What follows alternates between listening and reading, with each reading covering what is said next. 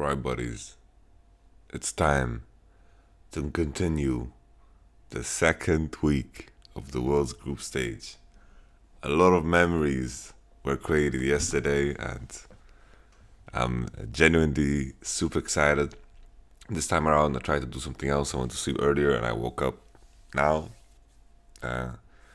It's now for me is 7 a.m. Central European time, so I'm a bit behind, but let's see now if the euphoria is high and continuing, because yesterday was absolutely crazy. Today can be absolutely crazy too. I think G2, on paper is a little bit weaker than both the other two teams that they're playing against, and usually being a little bit weaker is,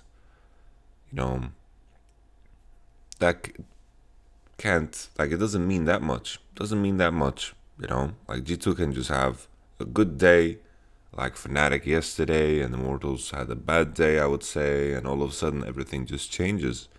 So the landscape and the dream that was fulfilled yesterday is definitely set up in a way that upsets are definitely possible. I think this Baron here in the background definitely agrees with his amount of faces. I'm going to just take a sip here from water. I'm wearing my Dragon Wars t-shirt. I don't know if you see it, maybe parts of it. I got Netflix going on in the background. Trying to figure out how my camera is set up. Okay.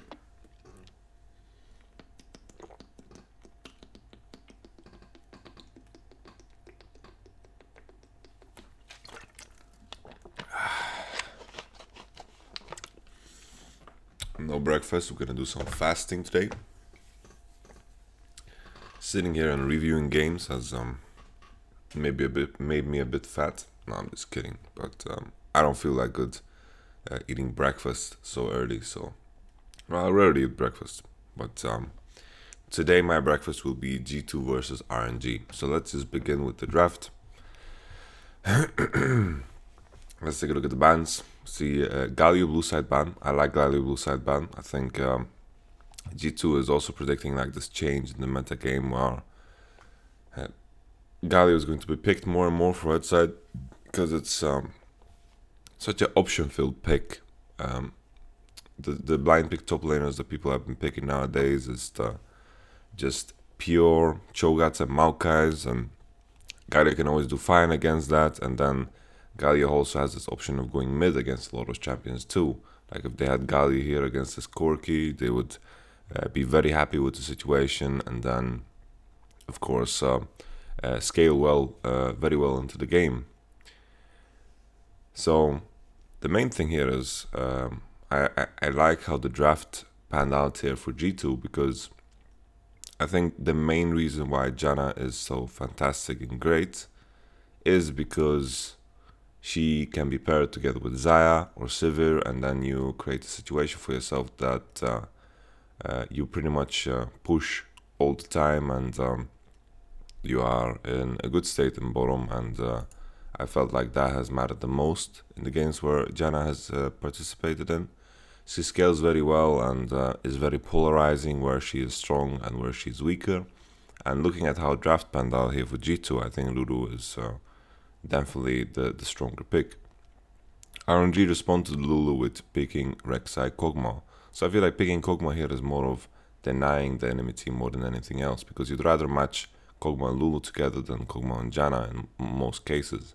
Like sure, maybe if Jarvan is in the game, you would prefer to have Jarvan Kog, and because you just want to peel the Jarvan and peel the engage.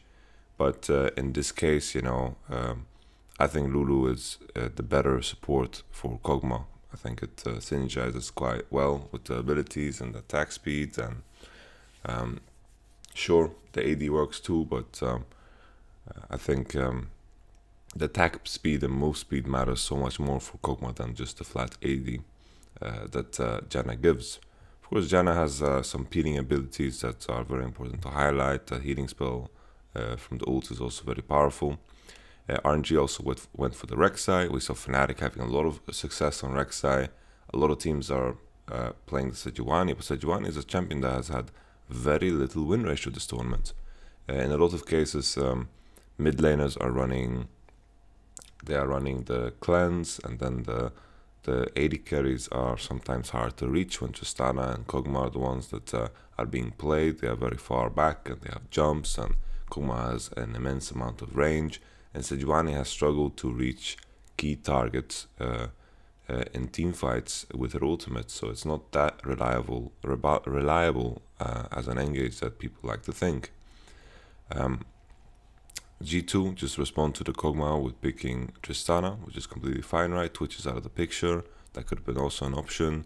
Kalista and Xayah is open, and if you look at the trend of most games, then Kog'Maw was the AD that was picked first in a lot of cases here. But I like the fact that Lulu is the first pick, because I think that is the support you want to take together with Kog'Maw. And I think it also matches very well with Tristana, so I think that the way G2 drafted here, when all these AD bans are coming in, I like the fact that they have Lulu. Because Lulu does very well with Kog, does very well with Tristana, and I think Kog'Maw is slightly worse here because of the lack of Lulu. Janna's completely fine too. I just think I have a preference when it comes to Lulu Kog. The next phase of the draft, it's crazy to think here that G2 didn't invest, like they only invested one ban into top, and that is Jace, and then they blind pick Cho'Gath. A lot of cases here where other top laners will go for the punishment here, and looking at the team of RNG, if they have a Trundle here, it's going to be very easy for them to deal with the tank line that G2 has here. It's a dream for Trundle to ult the Sejuani, and it's also a dream for him to ult the Cho'Gath and also be in a decent lane matchup against Cho'Gath. We saw Immortals playing Cho'Gath Trundle matchup against Fnatic, and it didn't seem to snowball at all, and that is a situation that can happen too. So it's not like super polarizing, because I still think that Cho'Gath is fine in most matchups. The main thing here for me is that Cho'Gath is going to have quite a hard time against Kog'Maw, Syndra, and Janna. He's going to get kited, but this guy is going to mostly look to eat and feast the Rek'Sai that is going to have to melee someone eventually, right? So that is going to be the goal of G2 here. Oh, going to mute.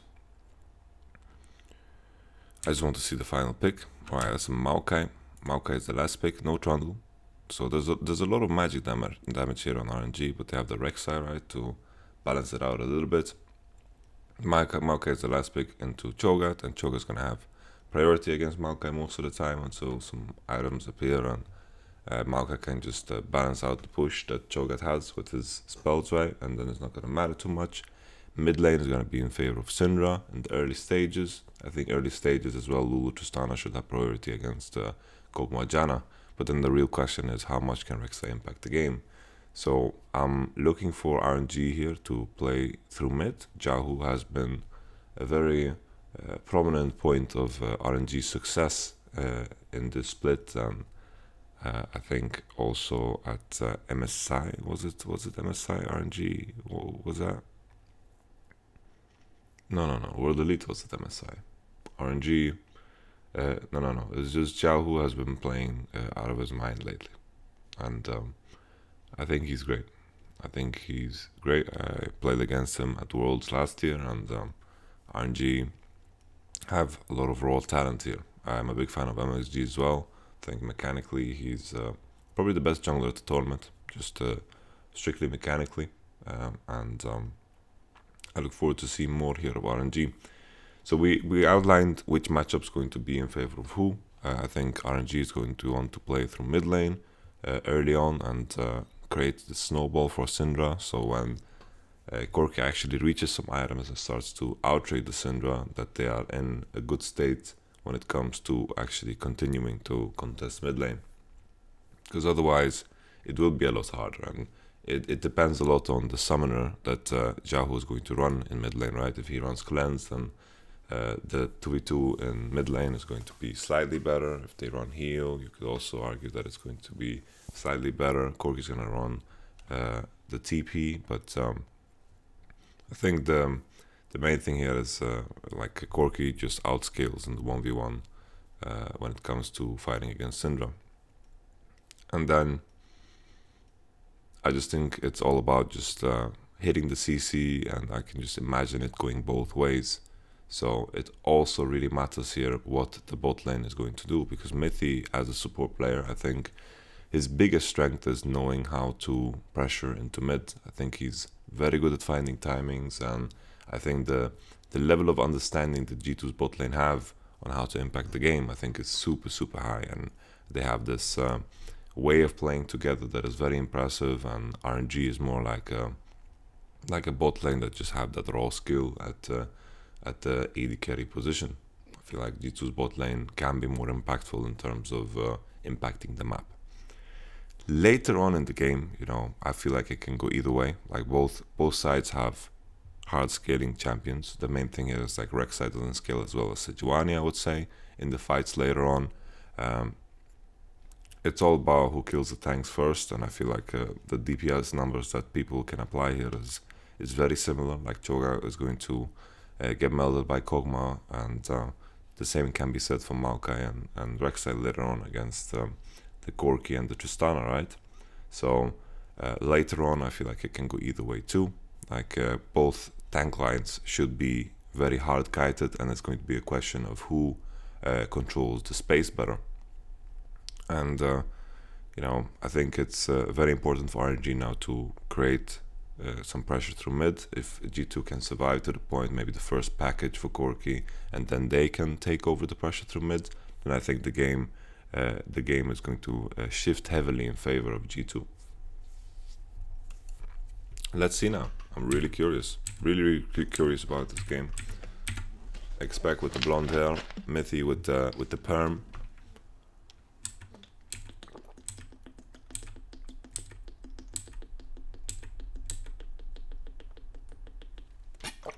Ooh, really thirsty. H2O is the shit. It's in honor of G2 Trick. Let's put this at 125. The main thing about Rek'Sai is that he can be very creative in his jungle path. It's something that you need to pay attention to. Level 1 information can be very good for G2, because all of a sudden with the level 1 information they can know where Rek'Sai goes and where he doesn't. The level 1s for both teams aren't that great, but it seems like G2 are just content with having no information. Maybe Sejuani runs in here and puts a ward at red buff, just walks in straight and doesn't get too punished. No ward. Seems like Sejuani just starting blue, pathing into bottom side. Let's see if you know, if Lulu and Tristana are actually pushing bottom level 1. That's the leash for RNG on the Raptors.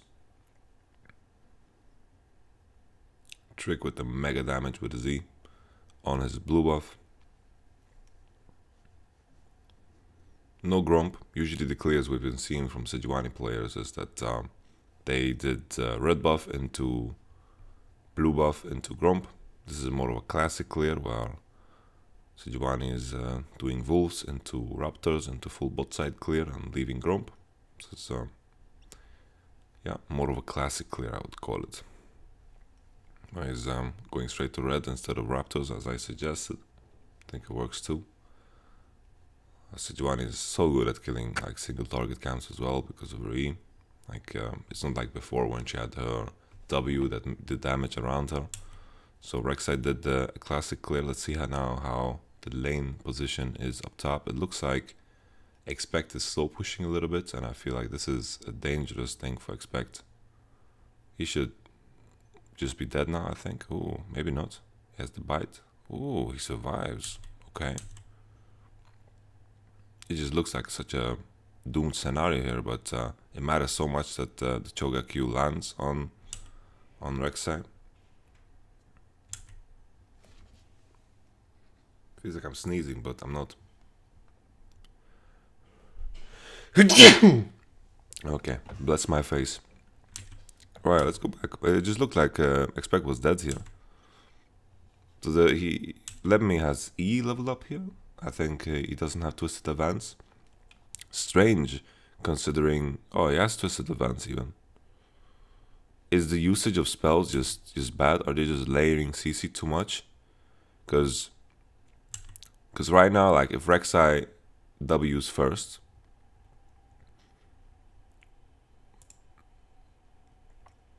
If Rek'Sai W's first, then it's fine. And then Let Me is also, like, knocking Expect in the other direction. So I feel like... If Rek'Sai just straight up... if Rek'Sai knocks up first and then Let Me W's, then it's a better situation. But could he? Like, if MLXG, he could have angled a lot better in this case. Like, he could have got him. If he came in from this angle here, then he would cut off Cho'Gath, and Cho'Gath would have to like do some shenanigans where he flash over, and that is going to be a lot harder. But MLXG just takes such a bad angle here. He just takes such a bad angle, and I feel like he could have...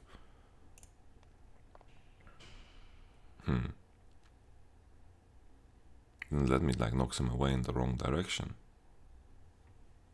No, it just really seemed to me that Expect should have died there. I might be wrong. Like, if MLXG got a better angle and then they layered both W of Rek'Sai and W of Maokai, and that is why I want to talk about like Expect and his lane management. Like, he didn't... Like, Lemmy was contesting the push. Cho'Gath was slightly slow pushing towards topside. Trick is getting to capitalize on this, so he's very happy with the situation. MLXG doesn't check the topside camps, so he's not sure if the Tahm Kench is open or not. I'm talking about the Gromp. Bottom lane is heavily in favor of G2. They are pushing in and just hitting the tower already. I think it's a big deal here that MLXG is already slightly behind. The loss of blue buff doesn't matter too much for Rek'Sai, and mid lane is quite even. Doran Shield on perks. He's not aggressive player like the Doran's Blade player we saw from yesterday.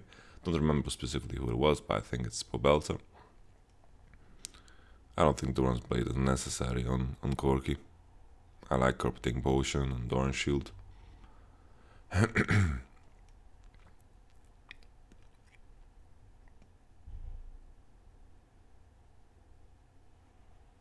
So Trick will most likely go to the Raptor camp, then the Wolves into Gromp into topside. No flash on Maokai, so pressuring topside definitely matters.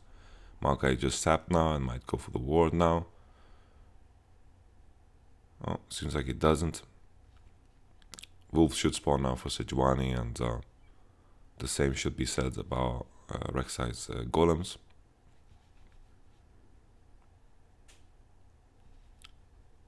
So now, if RNG understood Sejuani's pathing here, with the kind of vision plant that Rek'Sai used here, they should know exactly what kind of a pathing Sejuani took.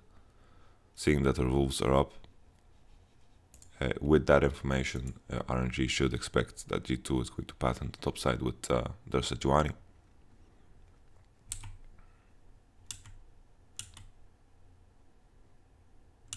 I'm wondering here if Sejuani is taking any risks. And I'm wondering here as well if Sejuani actually got spotted walking through here. She doesn't get pinged out, so I don't think she is.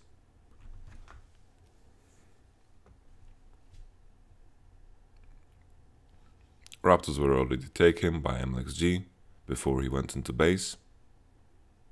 But G2 is fully aware of the pathing here of the enemy team, because they stole his blue buff and they saw that the Rek'Sai ganked very early on. Bot camps are dead and the golems are spawning. Very impressive timing here for Sejuani, like how he, with the wave in mid lane, just walks in here and puts a ward. Like, he's pretty safe. Like, he knows that Rek'Sai has no flash, no red buff. He's walking through here, and he can always get himself through walls. And he also spotted Syndra in mid lane, so he's not taking much risk when he's walking through here, right? The worst thing that can happen is that he potentially runs into Rek'Sai and he gets chased a bit and he just gets himself over a wall, and all of a sudden it's all good. Alright. So the main thing here is that it's surprising that, you know, with how Maokai is positioning, like he didn't ward before. I felt like he should have taken the opportunity to ward before. Like with this information, they should know Sejuani is clear already. That they see that her wolves are up, that they respond. It 100% means that Sejuani did the clear. She did like blue into wolves, into bot side, into enemy blue. And let me just manage this to die anyway here. The wave is I would say, it's an even position right now. And all he needs to do is just wait for Rek'Sai here. He just gets cancelled by the Cho'Gath Q2, and then Sejuani comes from a good angle where Maokai can't read the W, and Trick just Q flashes him and just one-shots him together with his top lane buddy. Good play here from G2, but I feel like RNG should have known that Sejuani is in top side. She has no reason to be bot side, and he should have played with the fact that MLXG is coming top side and is there with the red smite, and they could have been stronger in a fight like this. So he definitely should have played with the fact that his jungler is on that side of the map. Perks is using the fact that he has the Charlie Sheen, doing quite well in the trades, and in the shorter trades, Corki's going to win. Jahu kind of just needs to burn his ultimate to win in a trade. Here we see the situation once again, and the Q lands on Let Me.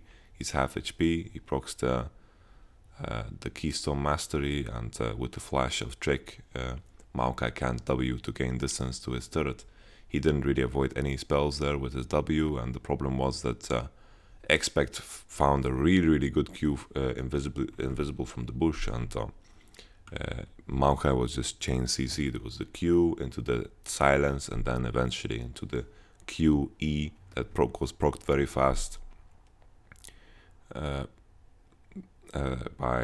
like the stun was procced very fast because there's two melee champions up top, and Cho'Gath has attack speed marks, and I think the same can be said for Sejuani.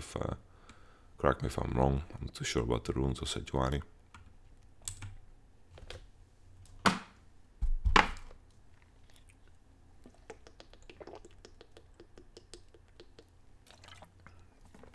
Whoa, look at that CSD, man, for Sven, doing good stuff.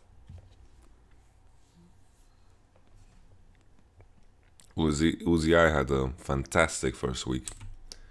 Let's see if RNG can continue to play at the level they did the last time.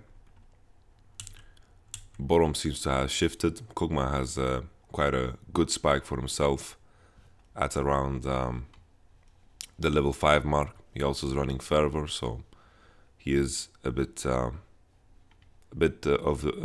more of the scaling kind in bottom more than anything. Fervor has a lot of synergy with the items that Kog'Maw likes to build.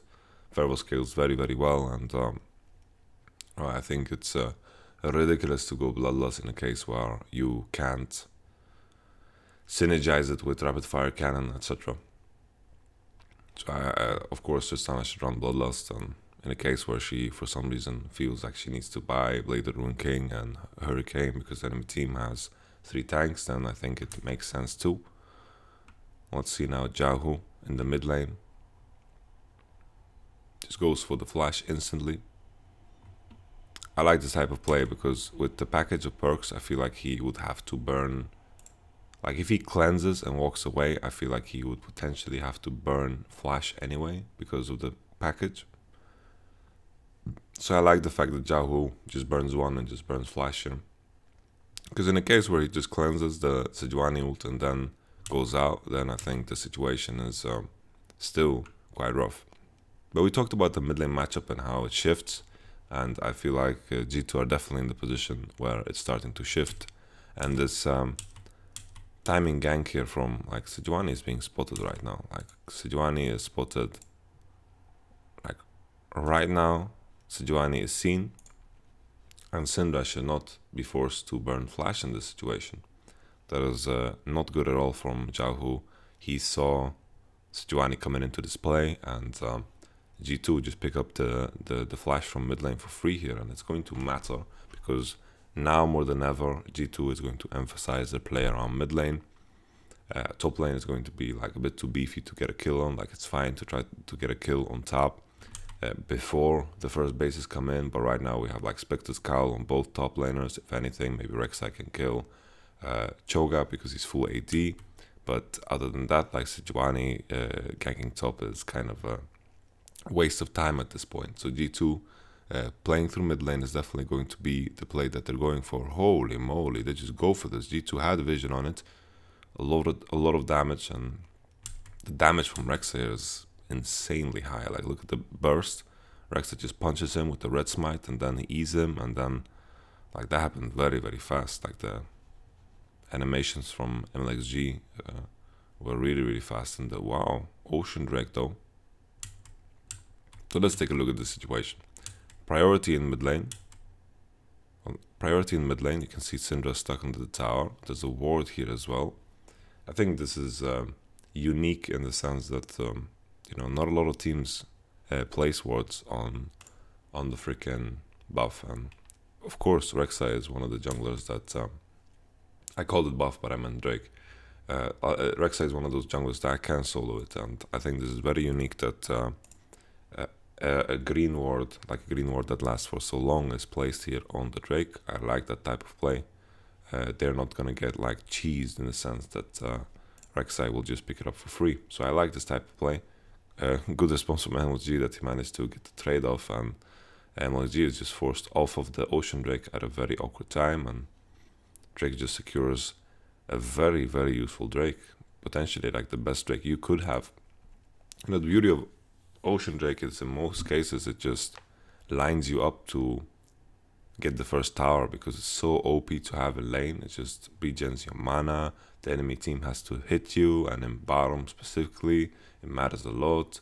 And the enemy team has to constantly hit you. You get like a Garen passive that works on your mana as well. And of course, it's not as powerful as Garen passive, but it's so impactful because, you know, the mana regen is so insane. It is incredible, the mana regen. MLG has kind of created a unique tunnel kind of system for himself. Rek'Sai doesn't get spotted as he goes down in the bottom side jungle, and right now the G2 are working with very little information, and they kind of need to wait for Drake to get back on the map after doing the Ocean Drake and basing to get a Cinderhulk. So they definitely have to wait here. Before G2 can pressure anything, they need to wait once again where Sejuani is going to go through mid and then place a lot of deep vision. But the main thing here is that MLXG gets spotted here when he's warding the Tribush, so G2 can easily disengage here. Maybe Mithy has to use his flash. Sven has to go out. He gets cancelled. Holy moly. I think it's a bit unnecessary how far up G2 is playing here. They are disrespecting the potential of Rek'Sai working around this vision, and Mithy overstepped here quite a bit. You can see he's going for that coin. He's just getting that money, and I think it's fine for Tristana to do that, but she gets cancelled in the jump, which forces a flash. And the main reason here is that Sejuani is coming back on the map, and there's like this a bit of fog of war right in the space that you know, this blindness. There's a pink ward here, right? There's a pink ward.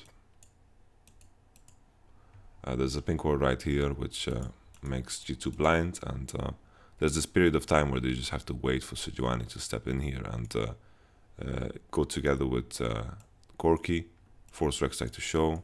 Rek'Sai is going to show in mid lane, or they're going to get priority in mid lane, and then the Sejuani can go either here or here or here or here to get vision, I think, and then they will just figure out where Rek'Sai is.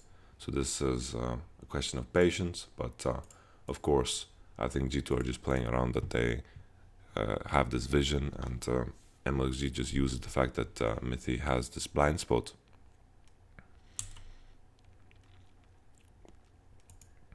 So MLG does have flash, he just flashes and W's onto Mithy.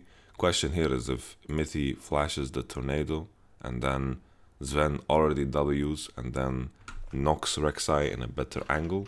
Because right now MLG just gets knocked into the wall, right? So it doesn't get knocked away completely. So maybe if Tristana uses W earlier, she can knock Rek'Sai into a better angle, and then maybe if Lulu flashes the tornado of Janna, maybe she could survive, potentially. I think it would be a better way of playing it. I'm not 100% sure if G2 would survive, but it's just a way to approach it. But in general, I think the main problem is that G2 that G2 just are playing too hardcore on bottom. Holy, this is so close. It's crazy that MXG is like clicking the portal like he's ready for it, and it turns out that it's just it was just a master bait here, because Trick burns flash when he's going for this play. Crazy close. Like if MXG doesn't click the portal right at that time, he's dead, right? Because Sejuani flashed first and then she's going to Q. Crazy things. Like this was a position where Trick couldn't Q flash, right? Because he was just too far away. This was the moment Mithy overstepped a bit and died, and I think this was a moment where like Sven could have potentially jumped already and then get a better angle on the Rek'Sai knockaway, and then Mithy should have flashed the tornado. Maybe they would have survived, but I'm not too sure if it would have mattered.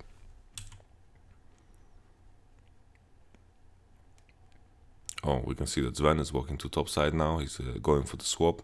Kog'Maw is fine on tempo though, because he's already hitting the wave and he's bottom side. So, and the main thing here is also like Maokai is already hitting the top wave, so swapping here is not good, right?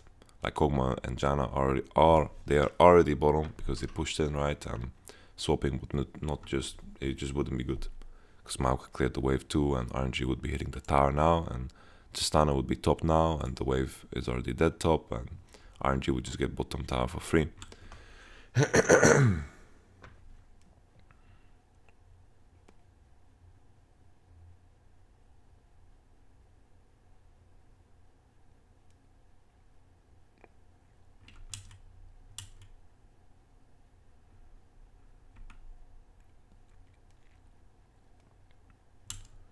G2 did get some good vision up top side though, but I think these pink wards are misplaced. I think these pink wards should be placed towards bottom side, because that is where the most action will happen now. Like Corki wants to move between this space and not to this space. Like unless Sejuani wants to do like some shenanigans where she solos Rift Herald, then fine, but I don't think that's really like on the mind of people right now. I think the pink wards should be here, and then Lulu would have been bottom earlier, and Corki just wants to move between this area. He wants to move here and use the fact that his Hex Drinker is very powerful against the Syndra. Corki didn't base for a long time though, so that matters too. Like Syndra just came out of base with the fresh Morello. RNG looks like they're gonna get the bottom tower here. MXG is really low. Uzi has flash in case. Ooh. Alright. So the all-in commitment from the roam. Like Syndra is catching a wave at the tower. She based, as we talked about. She based for the Morello. Corki didn't base yet. Usually, like Corki has a question that he needs to ask himself. Does he recall, or does he just roam into bottom? He takes this decision to roam into bottom. Janna has no flash from before. Rek'Sai has no flash from before. And they're just committing into this. They like, if we look at the vision of RNG, they're completely blind. Like, this is the segment where they are blind, like right here. So G2 are just taking the path through here. They're not spotted by vision at all, and RNG are playing this a bit deep. They're hitting the tower, and now Corki is coming in from this angle, and Sejuani is also leaping in here on her pig. Uzi has flash, and the ability to just land, perks, Wing in. Not too sure if Uzi would even survive if the flash came in, and G2 now can continue hitting this tower that they chunked a bit in the early game, and this should be first tower. Good stuff from G2 here. Like, this double kill means so much. Corki's getting the kill, Tristana got a kill as well. And a snowball, kind of a snowball can begin here. G2 should be able to base now and walk topside. They shouldn't be too unhappy if RNG gets his bottom tower because it's so low anyway. And if G2 just commit to the swap, accept that bottom tower will fall regardless, they commit to the swap, start hitting top tower and get a Rift Herald as well, then they should be very, very happy. Well, it seems like G2 is just going bottom. I think at the same time RNG thought that G2 would go topside, but Tristana just goes bottom. Interesting. I would love to hear the reasoning why they decided to go bottom here. I'm very curious.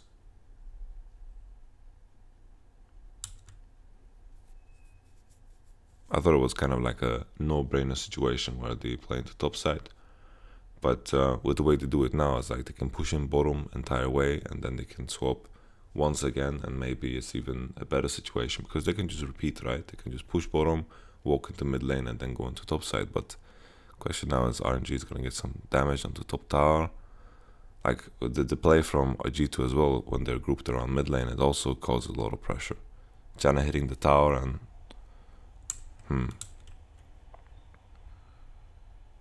interesting play from G2. I like this a lot because they're actually still pressuring the map. Like Maokai had to catch bottom and now they're hitting mid tower with the rotation from bottom, and Cho'Gath is under no pressure and they just pick up a mid tower. Very interesting play.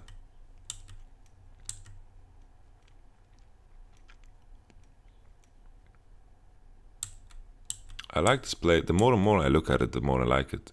Because Expect already killed the wave top, so they're in no danger that RNG are going to make like some huge tempo swing top if G2 don't show up there. So Cho'Gath already killed the wave, and then Tristana, Lulu kill another wave bottom to create pressure bottom.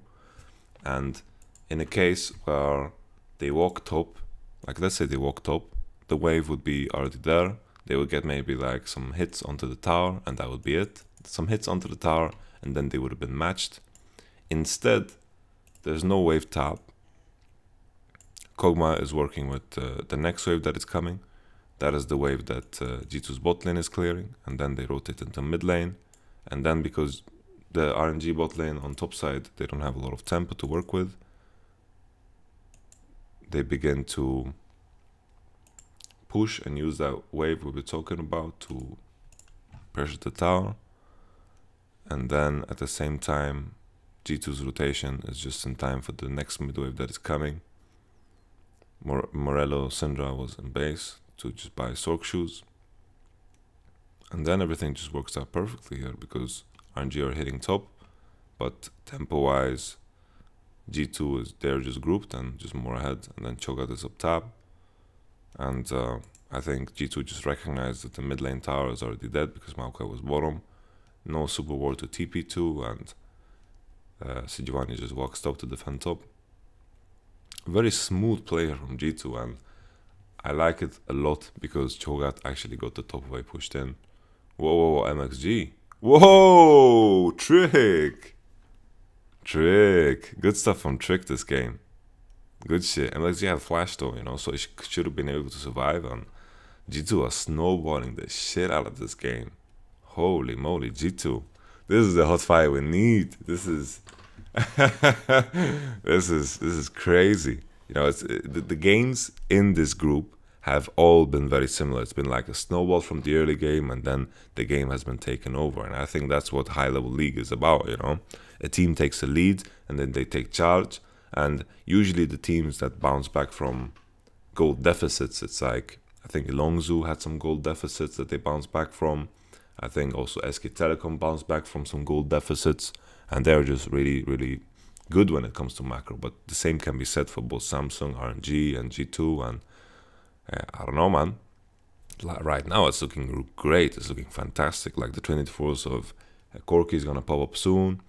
They're going to use the Rift Herald to get the priority on the wave top. Call has been fully used and stacked.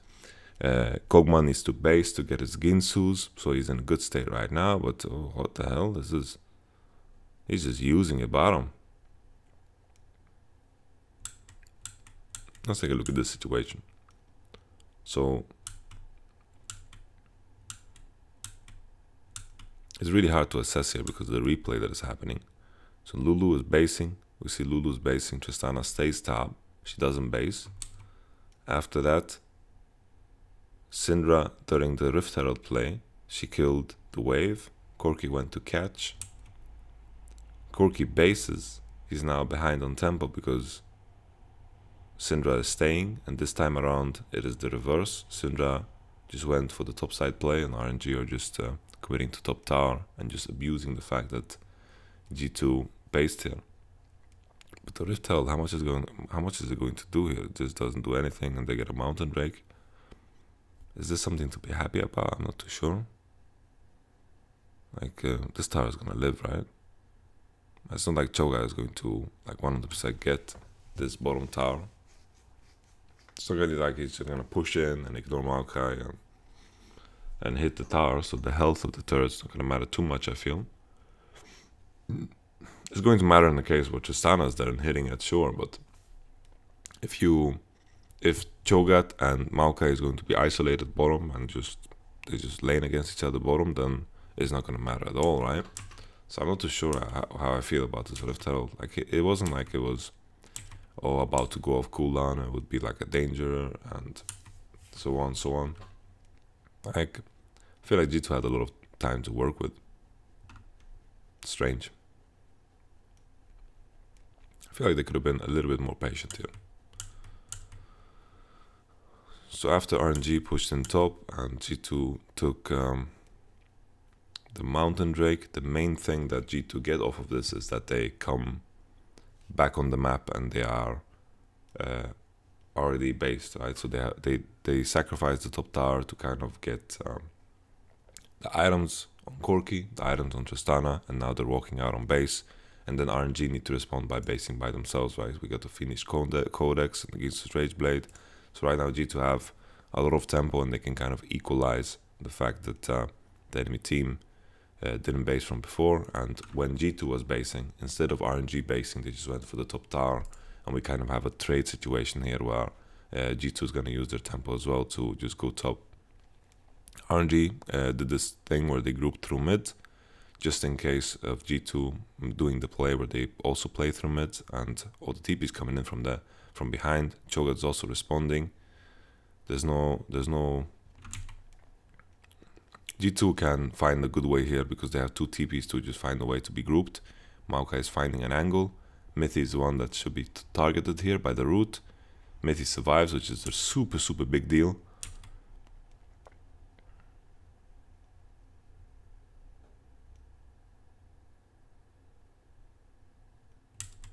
Crazy stuff. Now the main problem here is that Syndra is pretty far away, and the TP from Corki puts him in such a good position if you compare to Syndra. Even though she walked kind of fast, the TP is just putting Perks here in a really good position, where it becomes hard for RNG to follow up on the fact that Let Me is in a good position to cover here. You know, usually in most cases when you engage, you're going to be in a worse position than when you get engaged on.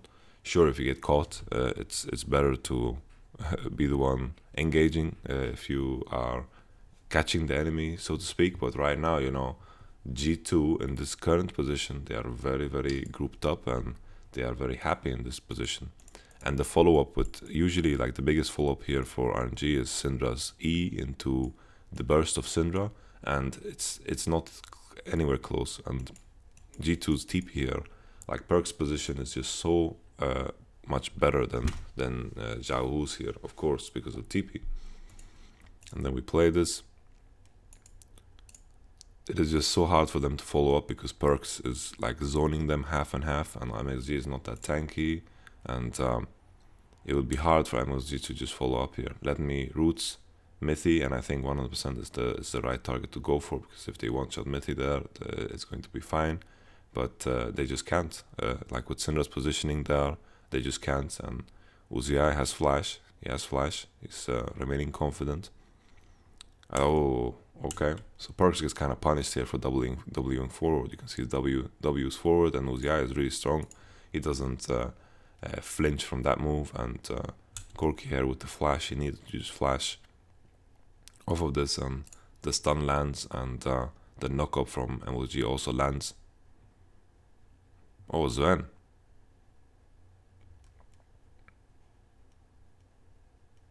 Holy Choga damage. Okay. Alright, so we saw the mistake here from Perks. Committed here on Uzi, and then he was not using his flash. He kind of had to, but it's of course hard to just flash the Rek'Sai W. Like, he would have to flash and it would look kind of silly. Either way, like, I think the main mistake is that he W'd forward. If they just played this slow and just, you know, I don't think no one else, in theory, no one else should die here, right? No one else should die, and it should be like both teams just disengage, because whoever just engages is in such a worse position than the other team.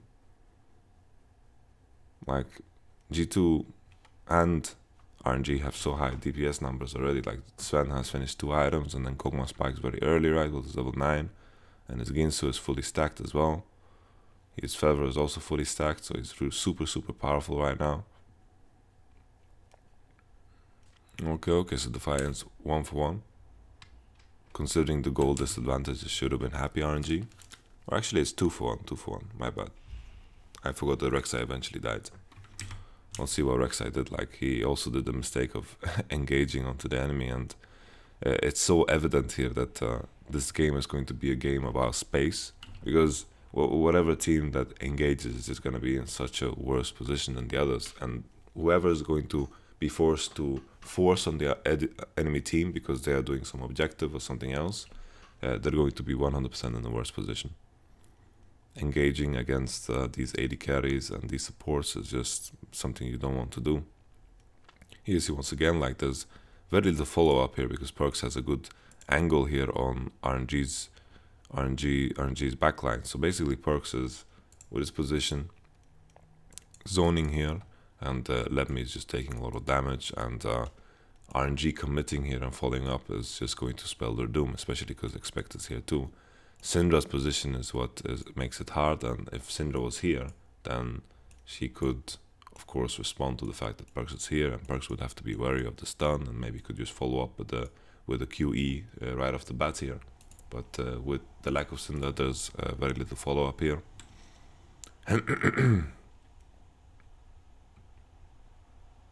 Crazy how these battles are back and forth. Then we had the W forward from Perks into Uzi, but Uzi goes shielded by Janna, and then the W into the stun of Jahu was very well put. And then MLG just goes a bit deep here, a bit for no reason. Expect almost dies. Knock away from Sven saves him. Okay, so we're back to square one. Kog'Maw is really happy to fight in those long battles where he can maintain his fervor stacks and Ginsu stacks.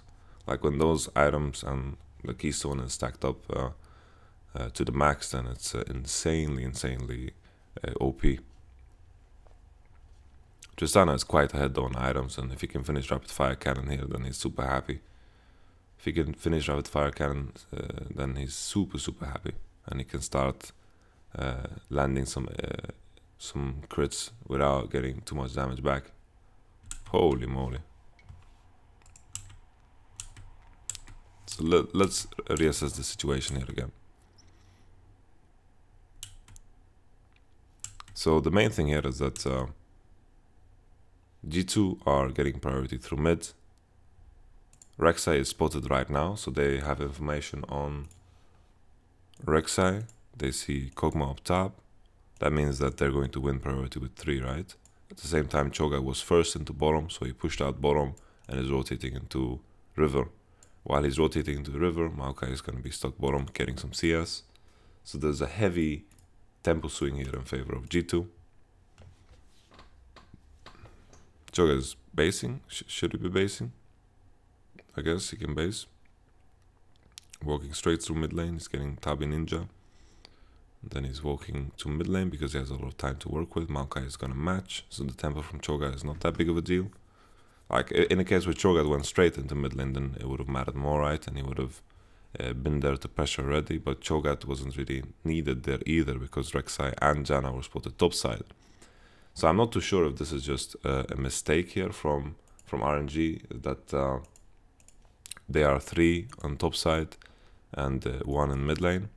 Let's consider the idea that, let's say, if RNG went with Rek'Sai and with Janna mid lane, would they get priority? I actually doubt it. I think Corki is so strong at this point, and the fact that they lack mid tower is it's a big issue.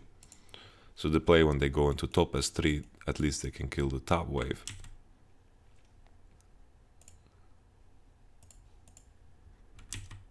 So G2 went through mid lane, put some good wards here into top side, and then they're walking top towards the wave that is coming up.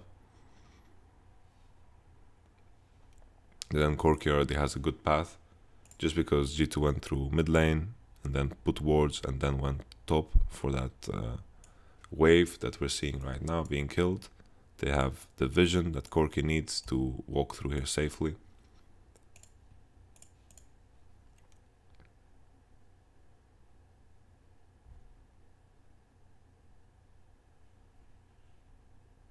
Oof.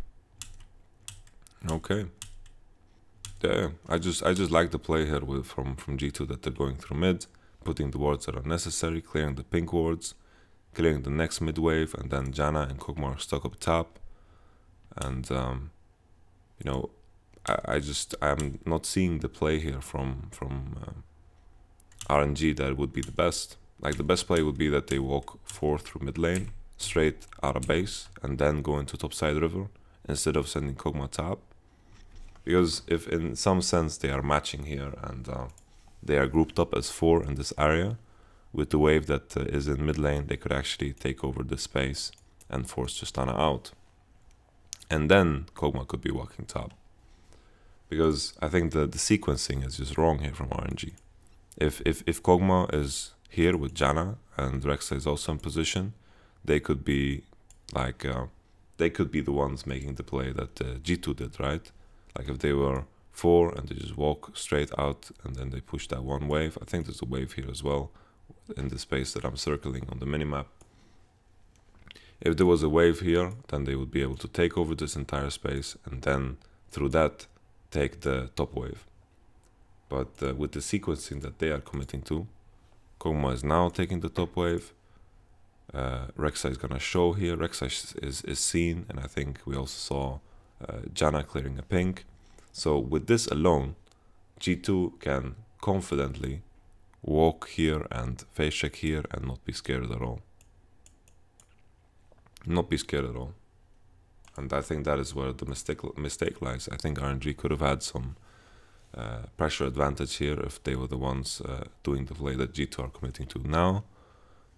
They had like kind of a tempo advantage in the fact that they could have done the play first. G2 now, with the fact that they came in second and cleared the vision and put their own vision, allows them now to play into topside. And now Syndra's catching a wave in mid lane. Maokai is nowhere to be seen. Cho'Gath is also mid lane. He's walking through topside river.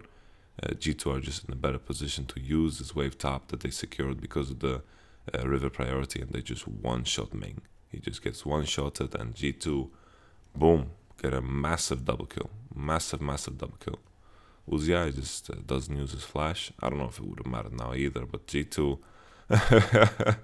holy shit, they can just do Nashor, I guess. Like, they have the feast from Cho'Gath, like Rek'Sai can't do anything, and Maokai Syndra, Maokai Syndra Rek'Sai shouldn't be able to do much at all. And the feast will come in, and oof, it was a smite. It wasn't even feast. That could have been a lot riskier than it was, but I think Rek'Sai also hesitates because there is a Cho'Gath on enemy team, and that makes it that makes the decision to go a lot worse, right? But Uziai would have died even if he flashed. So I think it's fine that he doesn't flash. It's just funny to see that he hasn't used flash in such a long time.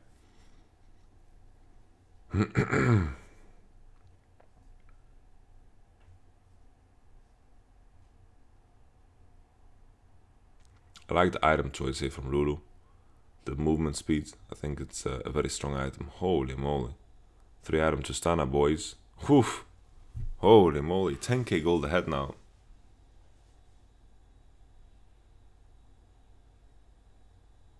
Like what's gonna stop them? They're 10k gold ahead, and they have 2 rapid fire cannons. Like they're hitting the turrets from a safe distance. They're taking 0 risks. G2 are just snowballing the shit out of this game.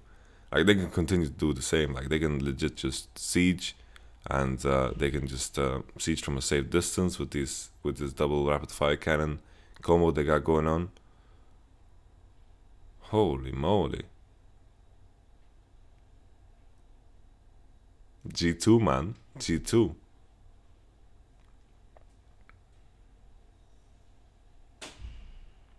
Holy moly.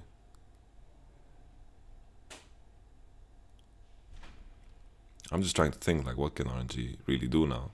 Like, G2 just have a better goal advantage, and you can argue whatever you want. Like, in terms of late game, I think both are quite equal, and it's more about positioning more than anything and who has priority.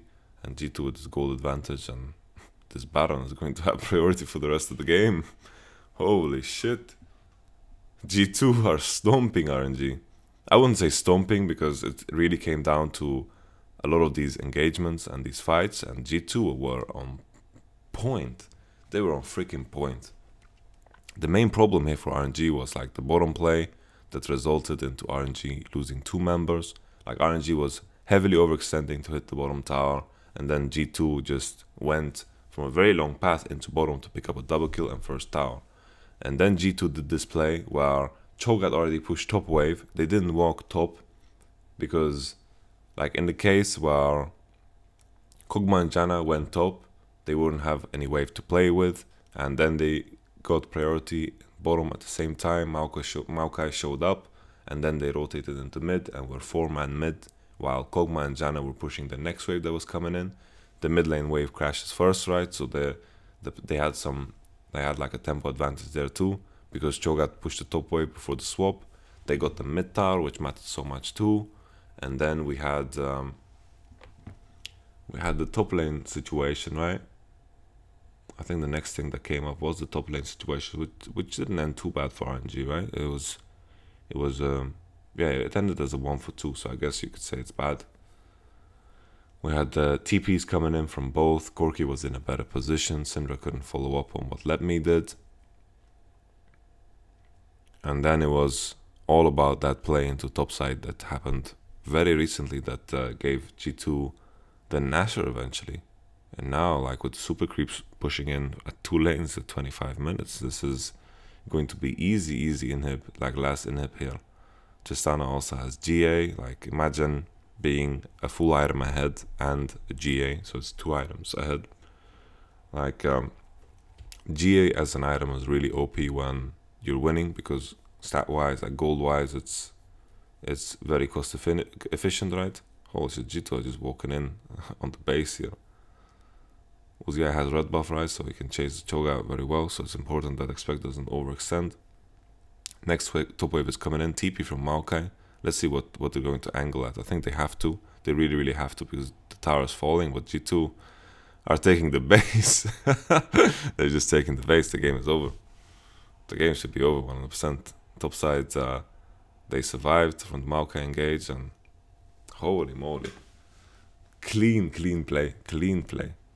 Holy moly. G2 showing off some good stuff. I don't think, I mentioned once that it was a stompy game, but it just came down to a few plays that were snowballed very well here from G2.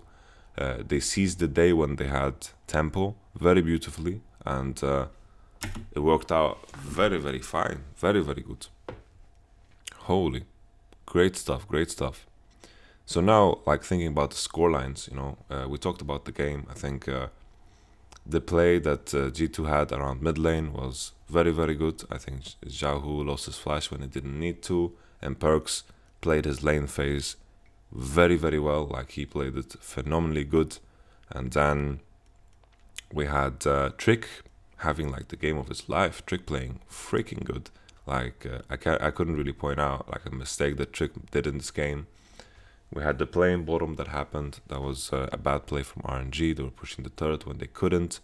And then they couldn't get mid priority for a very long time. We had the play into top where RNG lost 2 people. We had G2's rotational play into mid lane as well. After Cho got to push top, they just went into bottom again, pushed another wave, and then went into mid lane. I thought that was very interesting. Like I personally learned something there that if Choga is top lane and overstays, not overstays in the sense that he overstays if you compare it to Maokai, like he stays longer than Maokai. Overstays sounds so negative. Like he stays longer than Maokai, pushes the next wave while Maokai is basing and going bottom because Kog'Maw and Janna want to go top. But Cho'Gath pushing in that wave makes sure that Tristana and Lulu don't need to be there for another wave. So with that in mind, Tristana and Lulu are actually creating things on the other side of the map by pushing in the wave, Maokai is catching and then rotating into mid lane. So while they rotate into mid lane, they are 4-man mid lane and Kog'Maw and Janna is top side, and they can't really accomplish anything because G2 just have a tempo swing. So I thought, for me, that was really, really interesting. I thought that was really, really cool. G2 as well, like looking, I'm just trying to remember the rest of the game. Like I think the biggest point here was RNG when they had that opportunity, when they walked out of base to go 4 through mid and then get priority in river and be first in river and take control over river. I think this was clutch. This was key. And then maybe they would have put themselves in a team fighting scenario potentially, because G2 will obviously contest this. It would be their goal, and it would have definitely been a better situation than RNG just getting crushed on the turret up top. After RNG got crushed under the turret top, G2 just took Baron and the game was over pretty much. So G2 snowballed this very well. I think before the engagement on top, it wasn't that terrible, but with that kill from bottom, it also, like the double kill bottom, lined them up for getting the mid tower with the play they did where Cho'Gath pushed top. The impressive one, the one that I'm ranting about for a long time. There wasn't much else that happened this game. There really wasn't. I think that Trick was playing out of his mind. He got the early kill on Maokai. I think that was also a mistake from RNG where Maokai just stayed top when he didn't need to stay top. Like he was top when he didn't need to be, and eventually he died. And that is the first game of the day. I'm hyped about G2. Like if they play like this, holy moly! Like this is top class, and this is a team that definitely can take a game off of Samsung. So let's see.